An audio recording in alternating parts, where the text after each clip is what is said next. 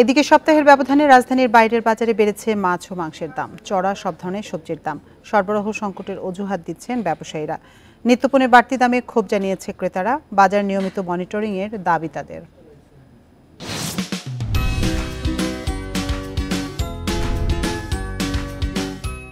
এই সপ্তাহে ব্রয়লার 250, সোনালী মুরগি 380 ও দেশি মুরগি 650 টাকায় বিক্রি হচ্ছে। গত সপ্তাহের তুলনায় বেড়েছে গরু ও খাসির মাংসের দাম। কেজিতে গরুর মাংস 50 টাকা ও খাসির মাংস 100 টাকা বেড়েছে। মাল কম আছে, চাহিদা বেশি, এই জন্য দাম বেশি বাড়বে। হাটে গেলে এখন গরু একটা নিতে গেলে হঠাৎ 4 মণ ধরে নিছি, এটা 20 কেজি কমে যেতে পারে, তো ওই পথটা 50 টাকা 100 টাকা বাড়ে যায়। বরিশালে এখনো চড়া কাঁচামরিচের দাম, প্রতি কেজি বিক্রি হচ্ছে 240 টাকায়। এছাড়া বেড়েছে সব ধরনের সবজির দাম। নিম্নবর্তী মানুষ যারা আছে তাদের তো ক্রয় সীমার অনেক ঊর্ধ্বে, এটা আমরা ক্রয় করতেই অক্ষম। সাধারণ মানুষ চলার মতো তো ক্যাপাসিটি নাই। সাধারণ যারা খেটে খায়, আমরা খেটে খাই, যারা ব্যবসা বাণিজ্য করি, ব্যবসার লোক লোকে যেমন একটু ভালো, আর যারা নিম্নময় মানুষ বদলা দিয়ে ডেলি খায় তাগুলো ভালো না।